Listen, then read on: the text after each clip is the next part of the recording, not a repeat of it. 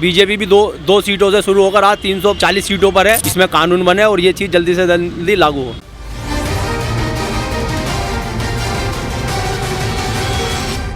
क्या नाम आपका? अजय कुमार। अजय जी, ये जो आप क्या गठबंधन की राजनीति को भ्रष्टाचार की राजनीति मानते हैं कि जोड़ तोड़ की राजनीति भ्रष्टाचार की जननी है? सर, जोड़ तोड़ की राजनीति ही भ्रष्टाचार की जननी है, क्योंकि जोड़ तोड़ की राजनीति गठबंधन से ही शुरू होती है। ये जो अभी इंडियन अलायंस गठबंधन हुआ है, ये सारे इसी चीज़ को जन्म देंगे, क्योंकि ये लोग एक पार्टी का विरोध करने के लिए इतने सारे दल इकट्ठे हुए हैं। दल तो बीजेपी में भी है, सबसे ज़्यादा दल बीजेपी में 38 दल, बट लेकिन वो छोटे मोटे दल हैं जिनका कोई वजूद नहीं है। लेकिन जो इंडियन अलायंस में जो गठबंधन हुआ है उसमें सारे बड़े बड़े दल हैं। समाजवादी पार्टी है, तृणमूल कांग्रेस है, एनसीपी है, शिवसेना वगैरह जितने भी दल हैं ये सारे, कांग्रेस वगैरह सबसे बड़ा दल कांग्रेस है। जो राष्ट्रीय पार्टी है, आम आदमी पार्टी है, जो फिलहाल जो नई पार्टी है वो भी इंडियन अलायंस गठबंधन में शामिल हुई है। भाई ये गठजोड़ की राजनीति इसी कर रहे हैं कि हम लोगों का किसी तरीके से हित हो जाए, 2024 में हम इलेक्शन जीत जाएँ और हम सत्ता में दोबारा आ जाएँ। ये तो फैक्ट है कि बिना गठजोड़ के सत्ता हासिल नहीं होती है, ये फैक्ट है।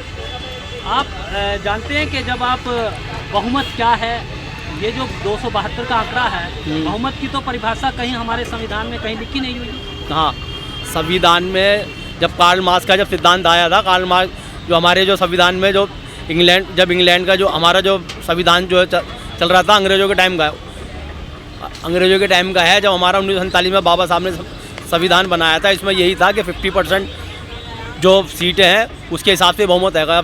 अब जैसे अभी हाल फिलहाल मध्य प्रदेश के, गुजरात के, इनके जो भी 4-5 उन्हें इलेक्शन हुए हैं इन साल 1.5 सालों में, उसमें जो 50% दल जो सीटें आती हैं उसके हिसाब से बहुमत मिलता है। अब 543 में 272 का आंकड़ा पार कर लो, आधी सीटें हो गई 243 का, उसके हिसाब से बहुमत सत्ता मिल जाती है।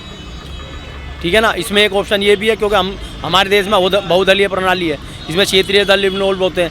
इसमें एक ये भी चीज़ है जो आपने बताया था, जो इसमें पार्टी में ये है कि आप जिस दल को सबसे ज़्यादा वोट मिलते हैं वो सत्ता में क्यों नहीं होती। ये चीज़ बहस का ज़रिया है। अभी ये इम्प्लीमेंट नहीं हो सकती, ज़मीनी स्तर पे अभी स्टार्ट नहीं है, लेकिन हाँ इस चीज़ पे बहस हो सकती है। संसद में पब्लिकली आप बहस कर सकते हो इस चीज़ को कि जिसके पास जितना वोट है वो सत्ता में क्यों नहीं आ सकता, इस पर बहस हो सकती है। अच्छा, ये बताइए कि जो व्हिप जैसा कानून है, दल बदल जैसा कानून है, और ये व्हिप खासकर, ये तो राजनीतिक दल में गुलामी की बात हो गई।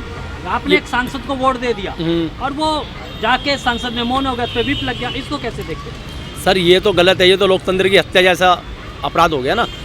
जब हमने किसी सांसद को, हम डायरेक्ट तो जा नहीं सकते, लोकतांत्रिक व्यवस्था में हम इनडायरेक्ट चुनते हैं, डायरेक्ट तो चुनते नहीं। हमने एक सांसद चुनकर लोकसभा में भेज दिया, अगर वो हमारी आवाज़ ही नहीं उठाएगा। जो अभी महिला मोहितरा का जो प्रसंग उठाया, वो पैसे लेके सवाल पूछती थी।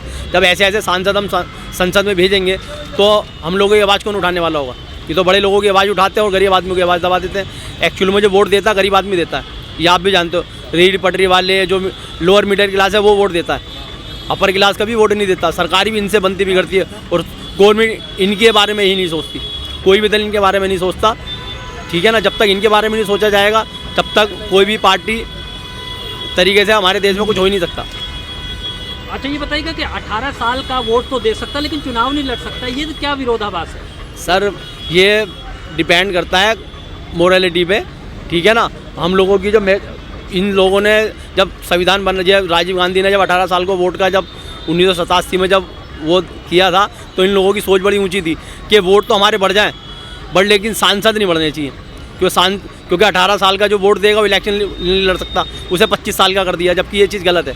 जब जो इंसान वोट दे सकता है उसे इतनी समझ है कि वो संसदीय प्रणाली में भी आ सकता है, बट लेकिन इस चीज़ पर काम होना चाहिए। ये गलत है, इस चीज़ पर काम होना चाहिए और 18 साल वाले को लड़ना चाहिए। अच्छा, आप ये बताइएगा कि ये जो आप इसको अलोकतांत्रिक मानते हैं, जोड़ तोड़ की राजनीति को? बिल्कुल बिल्कुल सर, यही भ्रष्टाचार की जननी है। जब गठजोड़ जो जोड़ तोड़ जो होता है बिना पैसे के होता नहीं है, ये फैक्ट है। और पैसा जो है 2 नंबर का लगता है। और ये पैसा अभी धीरज साहू के यहाँ जो पैसा मिला है, ये सारा गठजोड़ का पैसा है, जो कांग्रेस को फंडिंग करता था। धीरज साहू के बारे में शायद आपको नहीं पता, 1947 में इसके धीरज साहू के जो पिताजी थे, दादाजी थे, उन्होंने सरकार की उस टाइम कांग्रेस की मदद करी। 47 लाख रुपए कैश और 47 किलो सोना दिया था जब देश का बंटवारा हुआ था। तो ये पुराने पैसे वाले हैं, बट लेकिन ये कांग्रेस की सरकारों को फंडिंग करते थे, जो अभी अमित शाह वगैरह में इन्होंने भी कल संसद में बोला है। ठीक है ना। और ये पैसा किसके लिए? गठजोड़, ये गठजोड़ की राजनीति के लिए तो पैसा इकट्ठा था, वरना पैसा क्या कर रहा था इतना? 350 करोड़ से ऊपर जो अलमारी में भरा पड़ा है, ये आम पब्लिक का ही पैसा है जो इन लोगों ने दबा के रख रखा है। तो इसी चीज़ की, भ्रष्टाचार की पहली जननी गठजोड़ है। अच्छा, आप सत्य बहुमत की राजनीति से सहमत हैं और इसको एक विकल्प मानते हैं गठबंधन की सर राजनीति? बिल्कुल विकल्प मांगता हूँ। इन्होंने जो आवाज़ उठाई है ना कि जिसका जितना वोट प्रतिशत होगा, लोकतंत्र में वोट प्रतिशत मैंने रखता है कि आपके पास कितनी जनता है। सांसद, अगर सांसद ना गिन के वोटर गिने जाएंगे तो ज़्यादा बेटर है। उससे क्या है ना, एक नई चीज़ का उदय होगा जिससे हर पार्टी दूसरे तरीके से विचार करेगी। वो सांसदों पे जोर ना देकर ना आम पब्लिक की सुनेगी कि अब वोट हमने आम पब्लिक ने देना हमने। क्योंकि गठजोड़ में यही होता है, एरिया वाइज बांट देते हैं। कोई हिंदू, कोई धर्म के नाम पर वोट मांगता है, कोई गरीबी के नाम पर, कोई अमीरी के नाम पर वोट मांगता है। उस चीज़ को लेकर ना, उस चीज़ को लोग 500 रुपये एक दारू की बोतल में बिक जाता है, वो चीज़ ख़त्म हो जाएगी। लेकिन ये पहल आप राजनीतिक पार्टियों को करनी पड़ेगी, इसके लिए कानून बने तभी ये सक्सेस हो सकता है। अदरवाइज़ आपको पता है सांसद ही संसद में कानून बनाएगा, और सांसद संसद में जब कानून बनाएगा, जब आम आदमी सड़कों पर उतर के अहिंसक तरीके से प्रदर्शन करेगी, इस चीज़ को आवाज़ उठाएगी, तभी ये कानून इम्प्लीमेंट में आ सकता है, वरना ये कानून मुझे नहीं लगता हाल फिलहाल में आएगा। अच्छा, ये जैसा आपने एक विचार रखा है, सत्यदेव चौधरी ने भी इसी तरह का विचार रखा है और वो चांदनी चौक लोकसभा क्षेत्र से चुनाव लड़ रहे हैं। अच्छा। इस विचार को लेकर अच्छा, आप इस विचार को कैसे देखते हैं, क्या समर्थन?